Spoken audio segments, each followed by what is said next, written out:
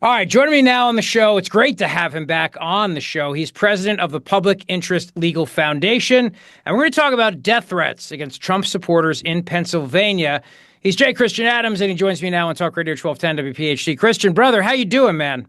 I'm doing great. Thank you for having me, Rich. Absolutely. Let's talk about this lawsuit you guys have filed now. Election-related death threats going back to the 2024 election cycle. It's shocking, because it seems the left is just so incredibly tolerant. Yeah. Well, so these letters, literally they were letters, got mailed all over the Philly suburbs to voters who had Trump signs in front of their house, which means their house had to have been cased out, Rich. Don't forget. Right. They're sending it to people with Trump signs, threatening to kill them or kill their cat or visit in the dead of night. The cat will be shot, say the letters. And so that's not what's supposed to happen in America. You don't get death threats because you have a Trump sign. No, you should not get death threats for any reason, of course, obviously, but it just always seems like it's their side doing it to us and not the other way around. So with the lawsuit that you guys have filed, the Public Interest Legal Foundation has filed here, what's the goal of this? Is it you feel it's just that justice is not being served, nobody's being held accountable for this? Yeah, that's one of them. That's why we have a $2,000 reward for any information leading to the identity of the author. If you go to publicinterestlegal.org, you can see the letters. There's some distinctive handwriting on the envelope that maybe somebody will recognize as her knucklehead brother-in-law or ex-boyfriend. And the goal is to get the agencies like the Postal Inspector Service to do their job. Do they have Inspector Clouseau working there? Why have you not figured out who this is by now? Why isn't the state police doing their job? Governor Shapiro talks about political violence. Well, here you go. Yeah. What are you doing about it? Yeah, and great with the Inspector Clouseau reference, by the way, one of my absolute favorites. Now, I never saw the remake with Steve Martin, but Right. old school Peter Sellers, obviously.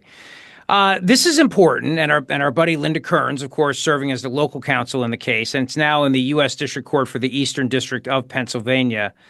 I know people who personally had this happen to them, and of course, it is an attempt to intimidate people.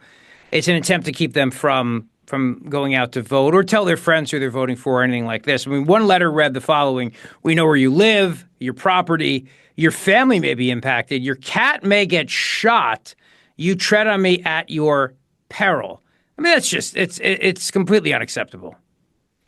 America is about freedom and not having thugs beat down the door because of your politics. I mean, that's what makes this country great. And when somebody violates that principle, like they did in Philadelphia, the institutions responsible for guarding the American dream have got to respond. Right. Where on earth is the Pennsylvania State Police? And by the way, we know from the case that the local cops in some of these towns said, wasn't nothing we could do about it. That was their attitude. Well, guess what? Then you don't deserve your job. Then why should a charity like the Public Interest Legal Foundation have to do it for you? And that's the situation we're in. Christian Adams is with me. Publicinterestlegal.org is the website, publicinterestlegal.org. I appreciate you not letting this go, because some people listening might go, all right, the election's over, man. This is ancient history.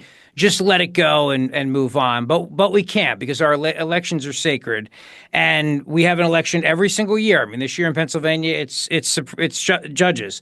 New Jersey has a governor's election. Then before we know it, we'll be in midterms. And then before we know it, I mean, we'll be in another presidential election cycle.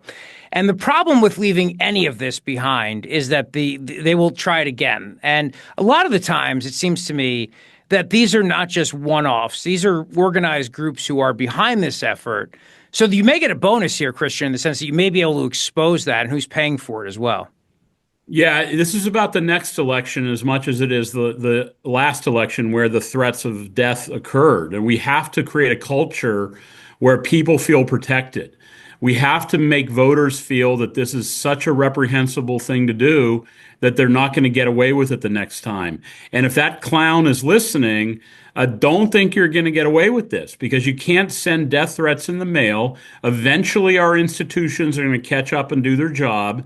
If we have to sue which we're doing to find out how little some of these institutions have done. We're going to find out. Because, by the way, Rich, last week the federal court granted us our motion. We won our motion to be able to do discovery on the postal inspectors, on the police, on the state police to figure out what they have done, if anything, and then move the ball forward from there. But guess what? We're going to figure out how little you've done, Officer Clouseau, at some of the local police departments.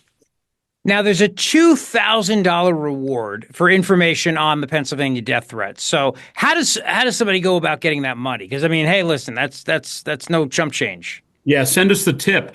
I guarantee, I don't guarantee, but there's a strong chance that this idiot who sent these death threats to Trump voters has got an ex-girlfriend, right? Because anyone who does stuff like this, that the girlfriend doesn't stick around very long, that maybe they have a brother-in-law who hates his guts and heard him boasting at Thanksgiving. So there's people out there that might know information. Go to the Public Interest Legal Foundation website. There's a tip line. Send us your tip. It's anonymous. If it's the right guy, you're going to tell us you're going to get $2,000. What are some of the other cases that you're working on right now, even outside of Pennsylvania, but could have major impact on the next election cycle? Well, look, transparency is a big fight. We've been in making sure election records are transparent across the country. We have lawsuits from Hawaii to your Al Schmidt and PA. Mm-hmm. We've been fighting with them going back a decade, it seems, on alien voting records that Al Schmidt doesn't want to give up. We won at the district court level and federal court, and the Third Circuit just reversed us last week. So we're going to keep going up on that transparency fight. So we fight for transparency. We fight for only citizens voting. We fight for not using race and redistricting. There's a lot of stuff we do at publicinterestlegal.org. I think a lot of people listening right now want to make sure that dead people are not voting. I mean, it sounds like a very, very simple thing, but then again, I grew up in Jersey politics, and Governor Brendan Byrne used to always make the joke, when I die, I want to be buried in whatever county he was speaking in that was a Democrat county because I want to remain active in politics. Clearing voter rolls, and then having voter ID. And then, of course, now with what they pass on the federal level, ensuring that only American citizens can vote. How important is all that to the integrity of our elections? Well, it's enormously important, and that's why we've been so busy in that space for the last 10 years. For example, we do data runs, and in Michigan, we found 25,000 dead people on the active rolls, some who died 20 years ago. So we sued Michigan under the motor voter law. We got a very bad decision that says, states have a lot of leeway. And I think Al Schmidt was very excited about it because it helped him not do his job.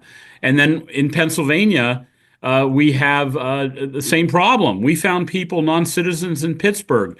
We found a guy in Pittsburgh, Rashawn Slade, Rich. He was registered to vote 7 times simultaneously. 7 times.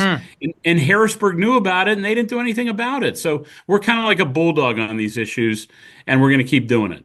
Good. I'm glad you are, because nothing is more important, obviously, than the sanctity of our elections, because otherwise we're no longer a republic where it's a clown show. So good. Excellent. If you're interested, if you have information, go to publicinterestlegal.org. And if you know anyone who is making those death threats, $2,000 could be yours. So this is important stuff. Christian, as always, a pleasure, my friend. I appreciate your time today, and keep up the good work. Thank you, Rich.